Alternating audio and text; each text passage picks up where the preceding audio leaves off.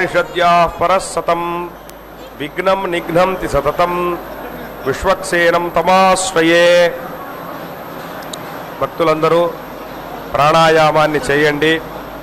భక్తர்கள் எல்லாருமே ప్రాణాయామத்தை பண்ணுங்கோ. అందరూ సంకల్ప ముద్రలో కూర్చోండి.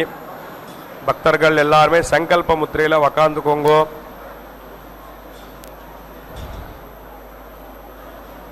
భక్తులందరూ మీ యొక్క గోత్రము, నామధేయ నక్షత్రము, మీ కుటుంబంలోని సభ్యుల యొక్క నామధేయ నక్షత్రము మనసులో ఒకసారి సంకల్పాన్ని చేయండి. సంకల్ప విధానం తెలిసిన వారు సంకల్పాన్ని చేయండి.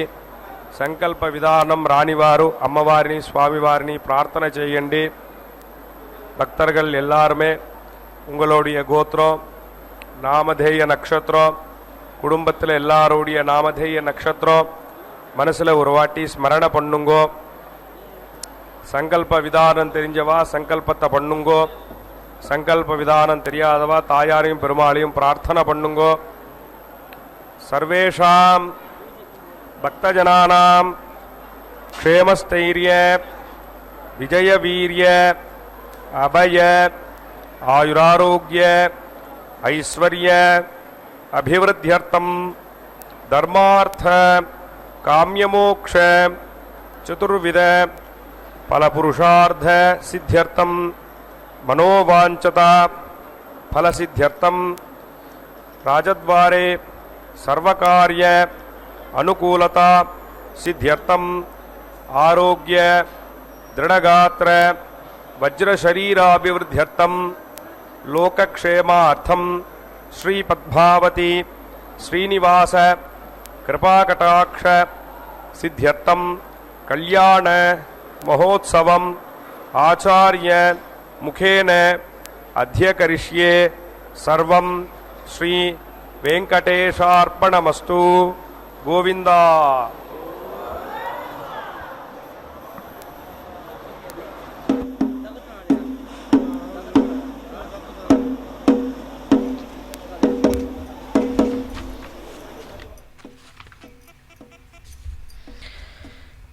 ஓம் நமோ மகாலட்சுமியை. பக்தர்களே, நமஸ்தேஸ்து மகாமாயே ஸ்ரீ பீட்டே சுர பூஜிதே சங்க சக்கர கதாஹஸ்தே மகாலட்சுமி நமோஸ்துதே என்று அந்த பத்மாவதி தாயாரை சேவித்துக் கொண்டு இன்றைய கல்யாண உற்சவத்திற்காக பக்தர்களை அனைவரையும் வரவேற்கிறேன். இதோ கோவிலில் உள்ளே இருக்கும் மண்டபத்திலிருந்து நேரடி ஒளிபரப்பு. 2 கரத்திலும் தாமரை மொட்டுகளை வைத்துக்கொண்டு பத்ம சரோவரத்தில் ஆவிர்பவித்த அந்த பத்மாவதி தாயார் அவரது திருக்கல்யாணத்தை செவித்து கொண்டிருக்கிறோம். உற்சவத்திலே முதலில் சங்கல்ப மந்திரத்தை கேட்டோம். அடுத்ததாக நாம் காண இருப்பது அந்த விஸ்வக்சேனனின் ஆராதனை. சுத்தி புண்ணியாக வாச்சனத்துடன் இந்த திருக்கல்யாண மகோத்சவம் ஆரம்பமாகிறது. மங்கள வாத்தியுடன் வேத மந்திரங்களுடன் ஸ்ரீனிவாசனை சேவித்து கொண்டு அதே போல் சிம்மாசனத்திலே தாயாரும் வீற்றிருக்கிறாள் கல்யாண கோலத்திலே. இதோ கஜலட்சுமியுடன் அந்த தாயாரையும் சேவித்து கொண்டிருக்கிறோம் அல்லவா. எந்த ஒரு காரியத்தையும் செய்தால் தடங்கள் இல்லாமல் செய்து கொடுப்பவர் விஸ்வக்சேனர். ஆக அந்த விஸ்வக்சேனனின் ஆராதனை செய்து கொண்டு அதன் பிறகு மற்ற கைங்கரியத்தை சேவிக்கலாம். தாயாருடன் அனுகிரகம் சதாசிவ காலம் கிடைக்க வேண்டும் என்று பிரார்த்தனை செய்வோம். இந்த தாயாரானவள் அனைத்து சம்பத்துகளையும் கொடுப்பவள். அப்படி அந்த சம்பத்களிலே அஷ்ட ஐஸ்வர்யங்களையும் கொடுப்பவள். அந்த அஷ்ட ஐஸ்வர்யங்களிலே எம்பெருமான் எப்படி தச அவதாரம் எடுத்து அனைத்து அவதாரங்களிலும் ஒரு பெயரை வைத்து கொண்டாரோ அதே போல் இவள் கூட அஷ்டலக்ஷ்மிகளாக அவதாரம் எடுத்து பக்தர்களை அருள் பாலித்து கொண்டிருக்கிறாள். அப்படிப்பட்ட அந்த லக்ஷ்மி தேவி என்கின்ற பத்மாவதி தாயாரை இப்போது நாம் இந்த திரையின் வழியே தரிசித்துக் கொண்டுள்ளோம். நமஸ்தே கருடாரூடே கோலாசுர பயங்கரி சர்வ பாப ஹரே தேவி மகாலட்சுமி நமோஸ்துதே என்று அந்த தாயாரை சேவித்தால்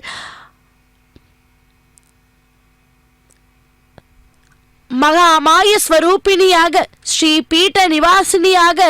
தேவதைகளால் சேவிக்கப்படுவாயாக. சங்கு சக்கரமும் ஏந்திய மகாலட்சுமி உனக்கு நமஸ்காரம் என்று முதல் ஸ்லோகத்தில் இருக்கும்படி அவளை சேவிப்போம். பக்தர்களே, இதோ பத்மாவதி தாயாரனுடைய திருக்கல்யாண மகோத்சவத்திலே இப்போது நாம் சங்கல்ப மந்திரத்தை கேட்டோம். பின்பு இதோ சேனநாயகரான விஸ்வக்சேனின் ஆராதனை சுத்தி புண்ணியாகவாச்சன கைங்கரியத்தை அர்ச்சக்கர் சுவாமி செய்து கொண்டுள்ளார். அந்த பத்மாவதி தாயாரை இதோ தங்க சிம்மாசனத்திலே பூ மாலையாலும் மாலையாலும் அலங்கரித்து கொண்டு அந்த பத்மாவதி தாயார் நமக்காக தரிசனம் தந்து கொண்டிருக்கிறாள். பல ஆண்டுகளுக்கு முன் வேதவதி எனும் ஒரு மங்கை நாரணனை தனக்கு கணவனாக வேண்டும் என வேண்டிக் கொண்டாளாம். எத்தனையோ அரசர்கள் அவளை மனம் செய்து கொள்ள முன்வந்தும் அவள் தவத்தை விடவில்லை. ஒரு நாள் அவ்விழியே சென்ற ராவணன் வேதவதியை பார்த்து அவளுடைய அழகில் மயங்கி அருகாமையில் சென்றானாம். தவத்தில் மூழ்கி இருந்த அவளை கூப்பிடவே அவள் கண் திறந்து பார்த்தாளாம். ராவணனை பார்த்த மிகவும் பயந்து விட்டாள். அப்போது ராவணன், மங்கையே, இலங்கையை ஆளுகின்ற ராவணன் நான், 14 உலகங்களையும் வென்றவன் நான், இந்திரன் கூட என் அடிமை என்று கூறினாளாம். சுக்ரேண தேவதீஜ்யத் அக்னே க்ரத்வா க்ரதோ கும்ரணோ யத்தே பவித்ரமர்ச்சசி அக்னே விடதமந்தரா பிரம்மதேன புனீமஹே உபாभ्यां தேவசவிதः பவித்ரேண சபேன ச இதம் பிரம்ம புனீமஹே வைஸ்வதேவி புனதே தேவ்யாகாத் यस्यैवक्वेस्तनवो वीतवृक्षाः तजामृतन्तस्ताधामाच्येषु पयज्ञस्यामपजगोरगीणां वैश्वानरो हत्यभिर्मा पुनातो पातः प्राणेनेशिरोपजो भूः द्यावा पृथिवीपकसापयोभिः युतापरि यज्ञिजे मा पुनीतां निगद्भिः सविरस्त्रिभिः परिशिष्टैर्देवमन्वभिः अग्ने दक्षैः पुनाहिमा येन देवा अपुनता येनापो दिव्यङ्गसः तेन दिव्येन ब्रह्मणा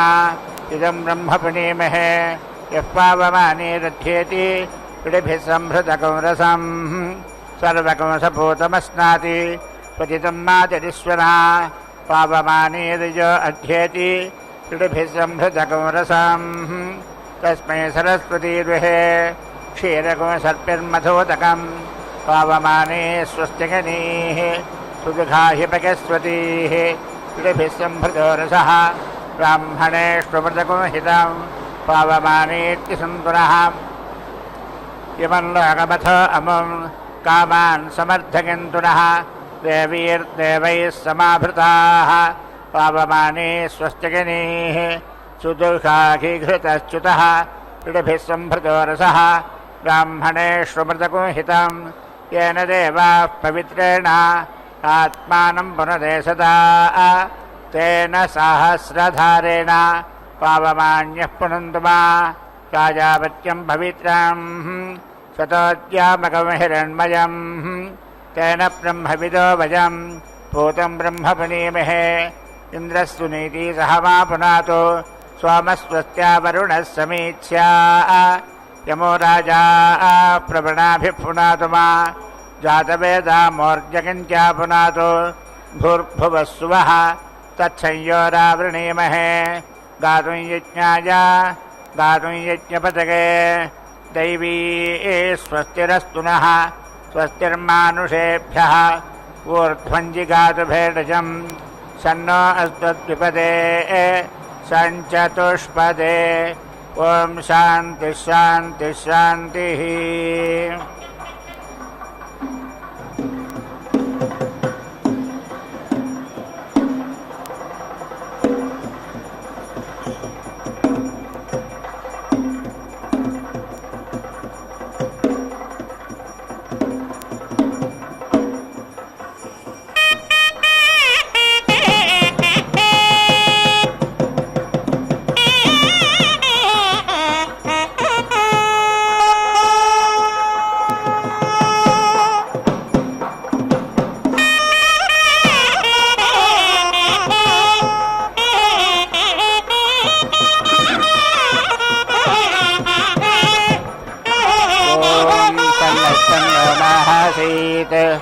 ॐ शान्तिः शान्तिः शान्तिः देवा वै सत्रमासता सिद्धिपनिमितङ्गसस्कामाः ते ब्रुवन् तन्न प्रथमङ्गसरिच्छात् सर्वेषां न तत्सहासदिति तेषां कुरुक्षेत्रं वेदिरासीत् तस्यै खाण्डवो दक्षिणार्ध आसीत् ऊर्ध्वमुत्तरार्धः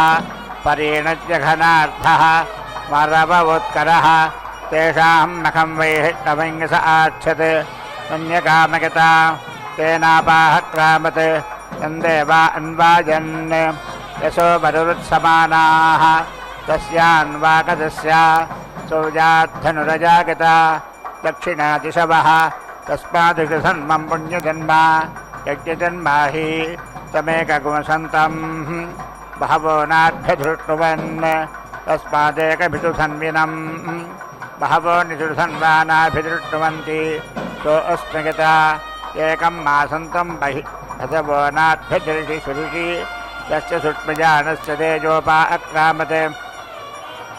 तद्देवावोटधि शून्यमृदुः ते श्यामाका अभवन् स्मजाका वीनामैते तस्मजाका नागस्मजागत्वं तस्माद्वीक्ष्यते नाभिगृह्यस्मेदौजम् तेजसोधृत्यैः तदनुप्रतिष्ठभ्यातिष्ठत् तावुपदेका अब्रुवन्वरं वृणावहे अथ वयमगौरन्धयाम यत्र क्वचखनाम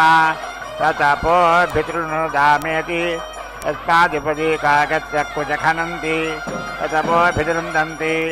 वारे व्रतकृत्यासां तस्य ज्यामप्यादन् तस्य सनुर्विप्रवमाणकुंशर उदवर्तकत् तस्या वा पृथिवी अनुप्रावर्त्यता यत्प्रावर्त्यता तत्र वर्गस्य प्रवर्ग्यत्वं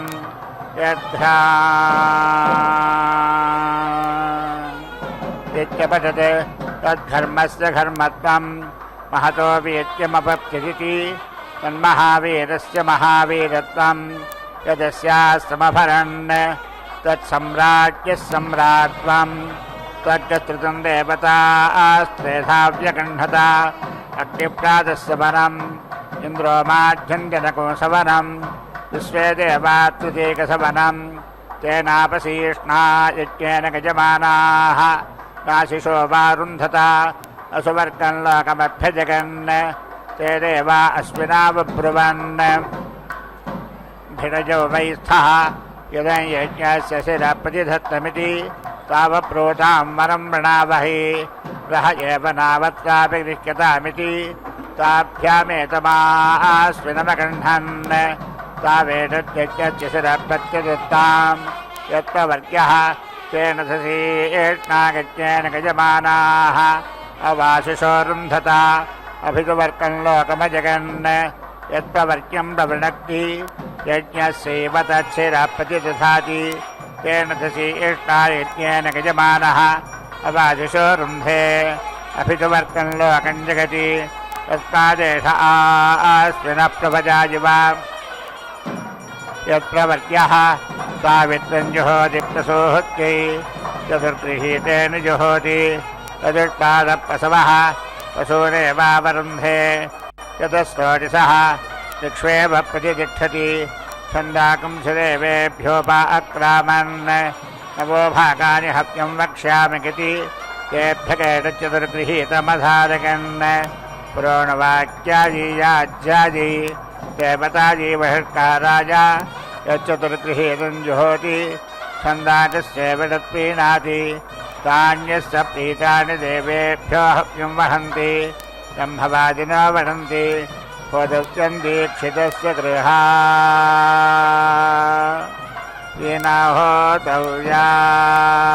येनाहोतव्यानिति अविर्वैदीक्षितः यज्जुहुजात् अविष्कृतं यजमानमग्नो प्रदध्यात् यन्न जुहुजात् यज्ञपरुरन्तर्यात् यजुरेव वदेत् न हविष्कृतं यजमानमग्नो प्रदधाति न यज्ञपरुरन्तरेति वागत्ते छन्दाकस्य मन्यता तस्यैव षट्कारोऽभ्यय्य शिरो अच्छुनत् तस्यै त्वेधारसः परापठत् पृथिवीमर्धप्राविशत् पशूनृद्धः यत्पृथिवीं प्राविशत् स खाद्येरोऽभवत् यः पशून् सोजां यत्खाद्यभ्यद्भवति छन्दसामेव रसेन गच्छत्य शिरः संहरति यदोदुम्बरी ऊर्ध्वा उदुम्बरः ऊर्ध्वैव गच्छत्य शिरः संहरति यद्वैणवी तेजो वै वेणुः तेजसैव गच्छत्य शिरः संहरति यद्वैकिङ्गति भा एवावरुन्धे देवस्य प्रादुविदुप्रसवगित्यभ्यमादत्ते प्रसूच्यै अश्विनो हर्बाहुभ्यामित्याह अश्विनो हि देवानामध्वर्यू आस्ताम् पूष्णो हस्ताभ्यामित्याह यज्ञै वज्र इव वा एषा यदभिः अभ्रिरशिनादिरसीत्याह शान्त्यैः अध्वरकृत्यवेभ्यगित्याह यज्ञो वा अध्वरः यज्ञकृत्यवेभ्यगिति वा वेदताः उत्तिष्ठ ब्रह्मणत्पतिरित्याह ब्रह्मणैव गच्छस्य शिरोच्छैति प्रेतो ब्रह्मणत्पतिरित्याह प्रेत्यैव गच्छस्य शिरोच्छैति तदेव्येतु सोनृतेत्याह यज्ञोऽपि सोनृता अच्छावीरन्नत्यं पङ्क्तिराढतमित्याह पाङ्क्तो हि यज्ञः देवा गच्छन्न गन्तु न गित्याह देवानेव गच्छनि यः कुरुते देवी एत्या वा पृथिवी अनुमेव पुंसाथामित्याह आभ्यामेवानुमतो गच्छत्य शिर संहरति यज्ञासमाज्ञामघट्यशिरगित्याह यज्ञो वै मखः यज्ञासमद्यज्ञस्य शिरगिति वा वेददाः मखागत्वा मखश्चत्ताशीर्ष्णगित्याह निर्दिश्यैवैनर्तरति श्रीहरति जग इमे लोकाः येभ्य एव लोकेभ्यो गच्छत्य तूर्तेन चतुर्थकं हरति अपरिमिता देव गच्छत्य शिरः संहरति मृत्खनादग्रे हरति तस्मान् मृत्खनः करुण्यतमः यत्यत्र आसीदित्याह अस्यामेवासंवत्कारं गच्छत्य शिरः संहरति ऊर्जं वा एतकोरसं पृथिव्या उपदेका उद्दिहन्ति यत्वल्मेकमपासंहारो भवति ऊर्जमेव रसं पृथिव्या अवरुन्धे अथो श्रोत्रमेव श्रोत्रत्यच्चेतत्पृथिव्याः यत्वल्मीकः अपजिरो भवति तदेवं वेद इन्द्रो वृत्ता यवत्रमुदगच्छत् स्वगत्रगत्रपराक्रमता संघाद्धिगता सवोदेगत्कम्बे पराक्रमता सोऽद्धिगता सोऽब्रवीत् ऊतिं वै मेधागति यदोतेका नामोदेकत्वं यदोतेका भवन्ति यज्ञादीवोचन्दसति अग्निजा अधि प्रजापतेरेतगित्याह यदेव रसः पशून् प्राविशत् तमेवावरुन्धे पञ्चैते संहारा भवन्ति पाङ्क्तो यज्ञः यावानेव यज्ञः तस्य शिरः संहरति यद्ग्राम्याणाहं वसूनां कर्मणा संहरेत् ग्राम्यान् वसून् शुचार्पयेत् कृष्णाजनेन संहरति आरण्यानेव वसून् शुचार्पयति तस्मात् समावत् पशूनां प्रजायमानानाम् आरण्यापसवक्कनीजागुंसः शुचाः कृताः लोमटः संभरति अथोऽज्ञस्य वेद्यं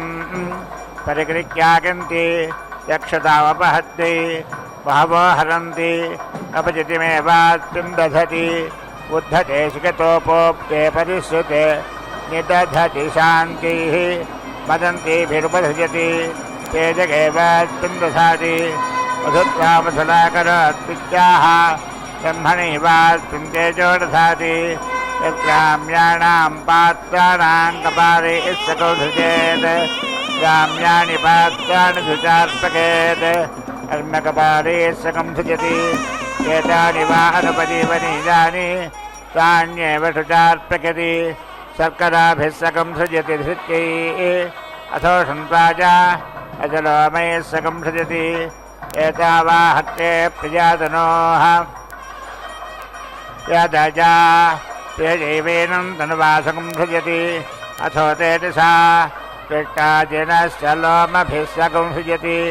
यज्ञो विकृष्णाजिनौ यज्ञेनैव यज्ञकोशकं सृजति परिश्रुते करोति ब्रह्मवर्चसस्य परिगृहीत्यै न कुर्वन्नभिप्राण्यात्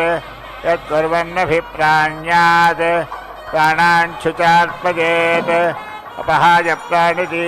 प्राणानाहं गोपीठाय न प्रवर्त्यञ्चादित्यञ्चान्तरेजात् यदन्तरेजात् दुष्कर्मा स्यात् तस्मान्नान्तरायम् आत्मनो गोपीठाय वेणुना करोति तेजो वै वेणुः तेजप्रवर्त्यः तेजसैव तेजस्समर्थयति मघट्यशिरोऽसीत्याह यज्ञो वै मखः तस्यैतच्छिरः यत्प्रवर्त्यः तस्मादेव माह यज्ञस्य पतेत्सकित्याह यज्ञस्य केते पते अथो प्रतिष्ठिति काकत्तेन त्वासन्दसा करोमीत्याह छन्दोभिरेवीनं करोति त्रिष्ठिं करोति चक इमे लोकाः येषां लोकानामाप्तिः छन्दोभिः करोति वेद्यं वै छन्दागमसि वेद्येनैवैनं करोति यजुषापिलं करोति उजावृत्यै इयन्तं करोति प्रजापतिनागज्यमुखेन संहितं इयन्तं करोति यज्ञपरुषा संहितं इयन्तं करोति एतावत्ति पुरुषे वीर्यं वेद्यसंहितम् अपरिमितं करोति अपरिमितस्यावरुद्धिः परिक्रीवं करोति धृत्यैः सूर्यसहरसास्ताजेत्याह यथा गजुरेवैतत् अत्र सखेन धूपगति राजापत्यो वा अस्वस्थयोनित्वाजा कृष्णो अस्वस्थनिष्पदसीत्याह असौ वा आदित्यो वृषा स्वः तत्र छन्दाकं च निष्पते छन्दोभिरेवैनं धूपगति गागत्रमसित्तेट्टभमसि जागतमसैरथवित्राण्याढत्ते छन्दोभिरेवैनाण्याढत्ते मधुमद्विजिधूनोति प्राणो वि मधु प्राणमेव यजमाने दधाति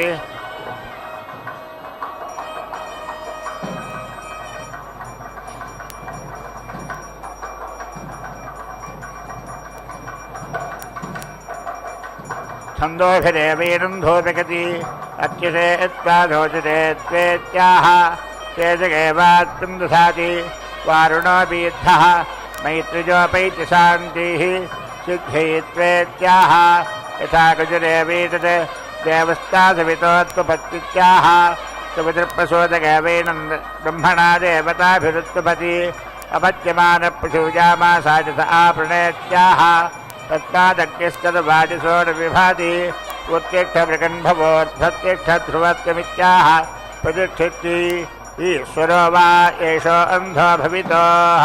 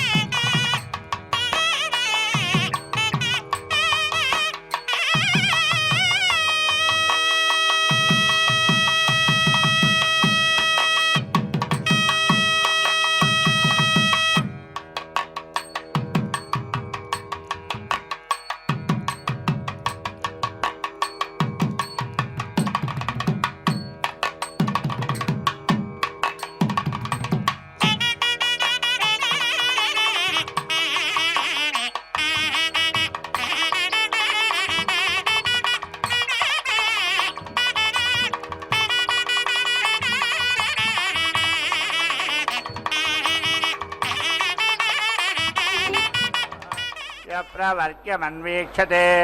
सूर्यस्य त्वाचक्षुषान् वीक्षकित्याह चक्षुषोकोऽपीथाय पृथिवेत्त्वा सुक्षित्यैत्वा भूत्यैत्वेत्याह इयं वा ऋजुः अन्तरिक्षगो साधु असौ सुक्षितिः दिशो भूतिः यमानेवात्मी लोकान् कल्पयति अथो प्रतिष्ठिति इदमाहममुमामुष्यागणं विशापतिभिर्ब्रह्मवर्चसेन पर्यूहामीत्याह विषीवेनं पतिभिर्ब्रह्मवर्चसेन पर्यूहति विषेतिरादन्यस्य ब्रूजात् विषीवैनं पर्यूहति पाशोभिर्यति वैश्यस्य पशुभिरेवैनं पर्यूहति असुत्यं पात्रमना अच्छृण्णम् आच्छृणति देवत्राकः अजक्षीरेणाच्छृणति परमं वा एडत्पयः एडदक्षीरं परमेनैवेनं बगसाच्छृणति विदुषाव्यावृत्ति छन्दोभिराच्छृणति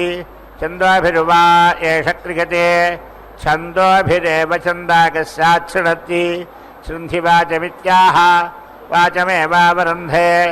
शृन्ध्योर्जमित्याह ऊर्जमेवावरुन्धे शृन्धि हविरित्याह हविरेवागः देवपुरस्थिरसत्यासन्त्वेत्याह यथा यजुरेवैतत् ब्रह्मन्वचरिष्यामो होतर्धर्ममभिष्टुहीत्याह एष वा एतर्हि बृहस्पतिः यद्ब्रह्मा तस्मादेव प्रतिप्रोच्य प्रचरति आत्मनो नाहत्ति यमागत्वा मखागत्वेत्याह एता वा एतस्य देवता आह ताभिरेवैरको समर्थकति वदन्तीभिः प्रोक्षति तेजकेवास्मिन् दधाति अभिपूर्वं प्रोक्षति अभिपूर्वमेवास्मिन् तेजो दधाति त्रिप्रोक्षति त्रिया वृद्धिगित्यः अथो मेध्यत्वाज भूतान्वाह चक्षसामपहत्ति अनवानं प्राणानागो सम्पत्ति सुष्टुभस्य दीर्घागत्रीरिवान्वाह गागत्रो हि प्राणः प्राणमेव गजमाने दधाति सन्ततमन्वाह प्राणानामन्नात्यक्षसन्तत्यै अथो रक्षतामपहत्ति यत्परिमिता अनुब्रूयात् परिमितमवरुन्धीत अपरिमिता अन्वाह अपरिमितस्यावरुद्धि शिरो वा एतद्यज्ञस्य यत्पवर्ग्यः ऊर्मुञ्जा आह यन्मौहुञ्जो वेदो भवति ऊर्जैव गज्ञस्य शिरः समर्थकति प्राणाहुतिर्जुहोति प्राणानेव गजमाने दधाति सप्तजुहोति सप्तवीशीर्षण्याः प्राणाः प्राणानेवास्मिन् दधाति देवस्तासविता मध्वानक्तित्याह तेजसैवैनमनक्ति पृथिवीन्दपदस्तागस्तेति हिरण्यमुपास्यति अस्या अणुजिताहाय शिरो वा एतद्यज्ञस्य यत्प्रवर्ग्यः अग्निस्सर्वा देवता आह षडवानादीप्योपास्यति देवतास्वेव गज्ञस्य शिरः प्रतिदधाति अप्रतिशीर्णाग्रं भवति एतत्पर्ह्येषः अच्युतशिशोचिरसीत्याह तेज एवात्मन् ब्रह्मवर्चसन्दधाति सकुंसीतस्त्वमहागो असीत्याह महानित्येषः ब्रह्मवादिनो वदन्ति एते वावतऋत्विजः योदर्शपूर्णमासयोः कथा होता गजमाना जाजिषो नासा अस्तगिति पुरस्तादासीत् खलु वा अन्यो यज्ञः उपरिष्टादासीरन्यः अनाधृष्ट्या पुरस्तादिति यदेतानि गजोगस्याः शीर्षत एव गज्ञस्य गजमान आजुषोऽवरुन्धे आयुः पुरस्तादाः प्रजां दक्षिणतः प्राणं पश्चात् श्रोत्रमुत्तरतः विदधितिमुपरिष्टात् प्राणानेवात्पि समीचो दधाति ईश्वरो वा एतदिशो नोन्मदितोः यन्दिशो अनुव्यास्थापयन्ति मनोरस्वादि भूरिपुत्रेति मामभिमृशति इयं वै मनोरस्वा भूरिपुत्रा अस्यामेव प्रतिष्ठत्यनुन्मादाय स्वपटदा मे भोजा मामाहिगुंसेरित्याह हिगुंसादि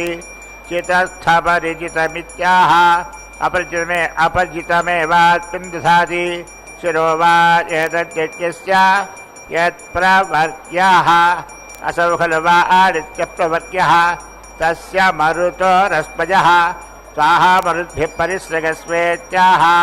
अवमेवादित्यगो रत्मिभिः पर्यूहति तस्मादस्यावादित्यो मुष्मिन् लोके रत्मिभिः पर्यूढः तस्मात् राजा विशापर्यूढः तस्मात् ब्राह्मणैश्च जातैः पर्यूढः अग्ने सृष्टस्य गतः विकङ्कतम्भा आच्छते यद्वैकङ्कताः परिसजो भवन्ति भा एवावरुन्धे 12 भवन्ति 12 मासाः संवत्सरः संवत्सरमेवावरुन्धे अस्ति त्रिकोदशो मासगित्याहुः यत्र जोडशः परिधिर्भवति तेनैव त्रिकोदशं मासमवरुन्धे अन्तरिक्षस्यान्तद्भिरसीत्याहव्यावृत्ति त्रिवन्तपसस्ताकस्वेच्छुपरिष्टाद्धिरण्यामाधीनि दधाति अमुष्या अनदिताहाय असो आभ्यामेवैनमो भगतः परिगृह्णाति अर्हन्विभर्डिताय कार्यसंवेत्याः तौ चैवैनमेतत् गायत्रमसि त्रेष्टुभमसि जागतमसीति धवित्राण्याधत्ते छन्दोभिरेवैनान्याधत्ते माधो मद्विदिधूनोति प्राणो वै मधु प्राणमेव गजमाने दधाति त्रिः परिगन्ति त्रिवृद्धिप्राणः त्रिः परिगन्ति त्रिया वृद्धिगित्यः अथो रक्षसामपहत्यै त्रिः पुनः परिगन्ति षट्सम्पद्यन्ते षट्वाऋतवः ऋतुष्वेव प्रतितिष्ठन्ति यो विघर्मस्य प्रियान् तनुवमाक्रामति दुश्चर्मावीर भवति एषः वा अस्य प्रियान् तनुवमाक्रामति एत्रिपरीच्य चतुर्थं वर्येति एतागं हवा अस्योक्तदेवो राजनिराजक्राम ततो वीरदश्चर्मा भवत् तस्मात् त्रिपरीत्य न चतुर्थं वरीयात् आत्मनो गोपीथाय प्राणावीसवित्राणि अव्यधिरङ्गन्धून्वन्ति प्राणानामव्यधिरङ्गाय क्लप्ति विनिषत्यधून्वन्ति ऋक्ष्वेव प्रतितिष्ठन्ति ऊर्ध्वन्धून्वन्ति स्वर्गस्य लोकस्य समष्टि सर्वतो धून्वन्ति तस्मादयको सर्वतः पवते अग्निष्पावतिभिः पुरस्ताहत्रो जगदुगागत्तेन छन्दसेत्याह अग्निरेवीनं वतिभिः पुरस्ताहत्रो जगदिगागत्तेन छन्दसा समारुचितो रोचयेत्याह आचितमेवीतामासास्ते इन्द्रस्मा रुद्रैर्दक्षिणतो रोचयदुत्रैष्टभेन छन्दसेत्याह इन्द्र एवैरगो रुद्रैर्दक्षिणतो रोचयति त्रैष्टभेन छन्दसा समारुचितो रोचयेत्याह आचितमेवीतामासास्ते वरुणस्तादित्यै पश्चात् रोचयतु जागतेन छन्दसेत्याह वरुण एवैनमादित्यै पश्चात् रोचयति जागतेन छन्दसा समारुचितो रोचयेत्याह आचितमेवीतामासास्ते सुतानस्तामारुतो मरुद्भिरुत्तरतो रोचकत्वानुष्टभेन छन्दसेत्याह सुताद एवैनं मारुतो मरुद्भिरुत्तरतो रोचकत्यानुष्टभेन छन्दसा समारुचितो रोचकेत्याह आचिरमेवीतामासास्ते बृहस्पतिस्त्वा विश्वैहत्यवीरुपरिष्टाद्रोचयतोपाङ्क्तेन छन्दसेत्याह बृहस्पतिरेवैनं विश्वैर्त्यवीरुपरिष्टाद्रोचयति पाङ्क्तेन छन्दसा समारुचितो रोचयेत्याह आशिषमेवीतामासास्ते रोचितत्वं देवहन्मदेवेत् प्रसीत्याह रोचितोऽर्केण देवेषु रोचतीजाहं मनुष्येष्वित्याह रोचत एवीसमनुष्येषु सम्राट्घर्मरुचितत्वं देवेष्वागुष्पागश्चेदस्मि ब्रह्मवत्यस्य शीत्याह रुचितोऽर्केण देवेष्वागुष्पागश्चेदस्मि ब्रह्मवत्यसि रुचितोऽहं मनुष्येष्वागुष्पागश्चेदस्मि ब्रह्मवत्यसि भूजासमित्याह रुचित एवीसमनुष्येष्वागुष्पागश्चेदस्मि ब्रह्मवत्यसि भवति रुचि रुचं मयि धेहि मयि रुवित्याह आचरमे वीतामासास्ते सङ्गजेतेर्गदुर्भिररोचकित्वा कर्मगति प्रब्रूजात् अरोचकोद्भत्युः स्यात् अरोचको यजमानः आथाय रेणमेतेर्गदुर्भिरोचकित्वा कर्मगति प्राह रोचकोद्भत्युर्भवति रोचको यजमानः शिरो वा एतद्यज्ञस्य यत्प्रवर्ग्यः ग्रीवा उपसदः पुरस्तादुपसदां प्रवर्ग्यं प्रविणक्ति ग्रीवास्तेव गच्छस्य शिरप्रतिधाति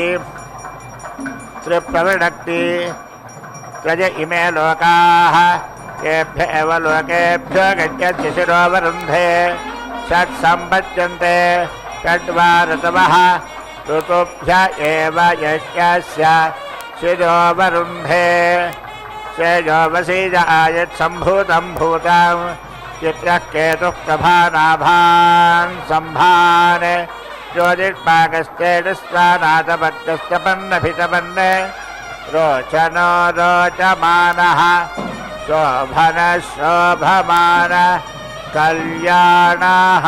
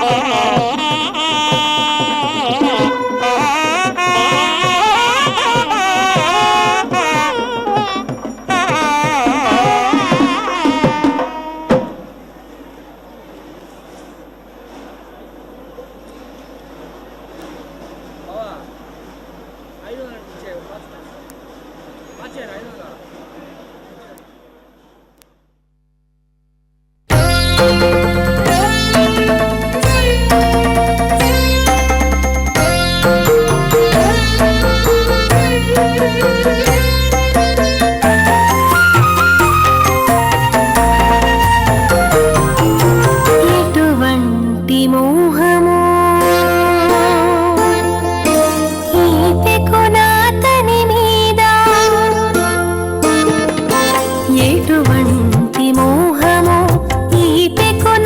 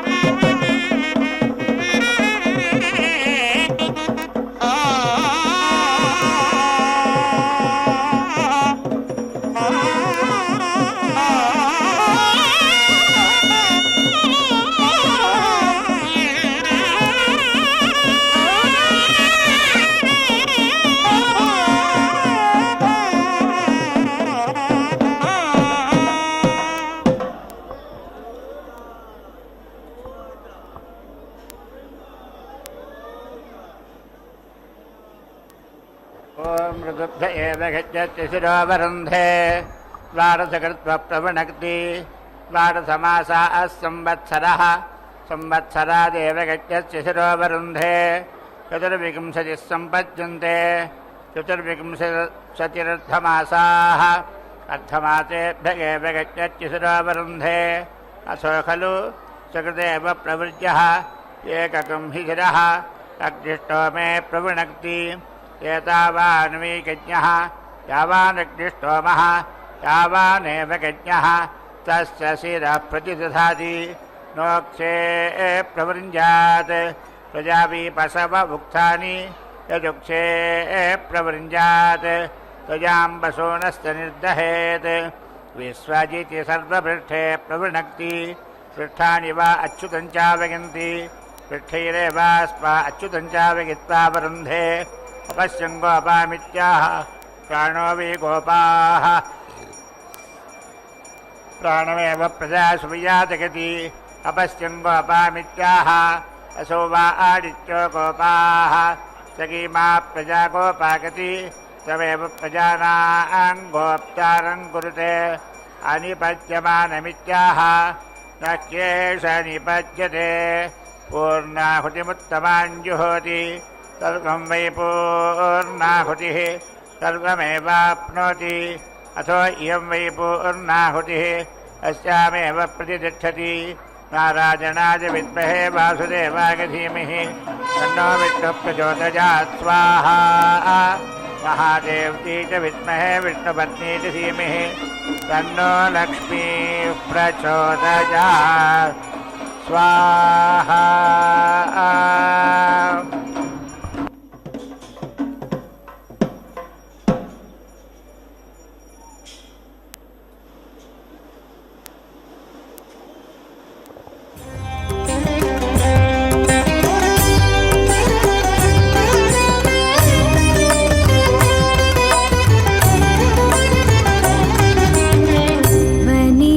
భాగ్యంబు దేవర చిత్తము మాకు పనిగా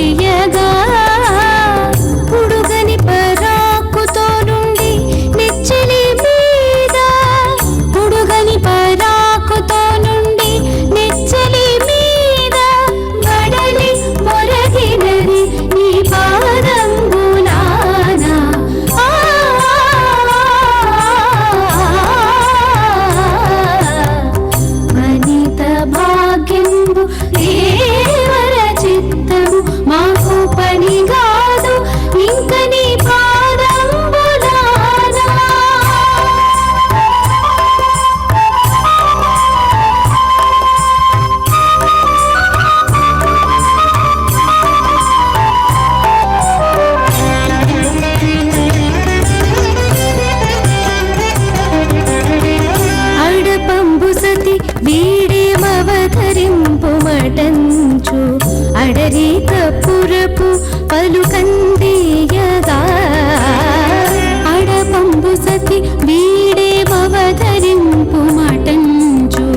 అడరి కప్పురపు పలుకందియగా కడకంట చూడదిదే కాతాళము మరపు కడకంట చూడదిదే కాతాళము మరపు పడితే ఇప్పుడు నీ పాదంబులాన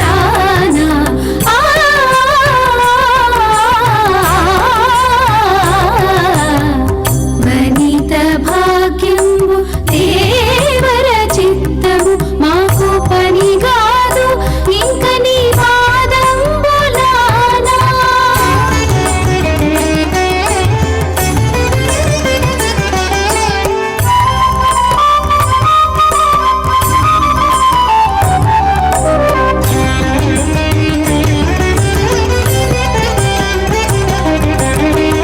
ఆలవటము విసరు అతి వలను వలదనదు పాలిండ్లపై కొంగు పచరించదు ఆలవట్టము విసరు అతి వలను వలదనదు పాలిండ్లపై కొంగు పచరించదు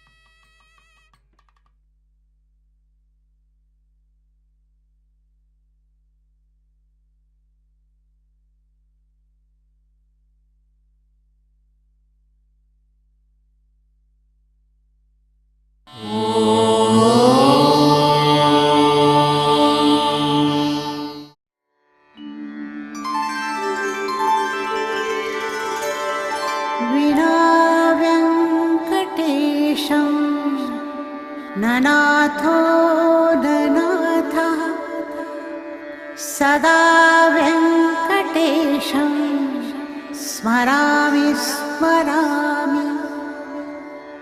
हरे वेङ्कटेश प्रसीद प्रसीद